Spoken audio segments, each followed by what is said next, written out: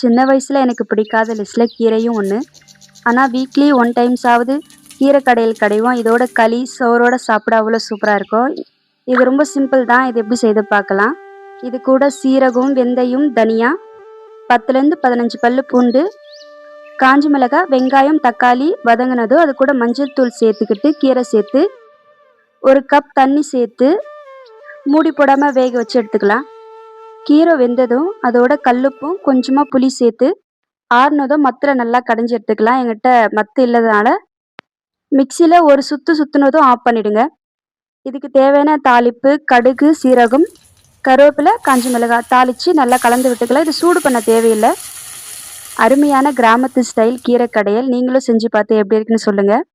பொதுவாக கிராமத்தில் 3லேருந்து 5 வகை கீரையை போட்டு கடைஞ்சி களியோடையும் சோறோட சாப்பிட்டா அடிப்பொலியாக இருக்கும். இது போல் ரெசிபிஸ் வேணும்னா ஃபாலோ பண்ணிக்கங்க. Happy cooking.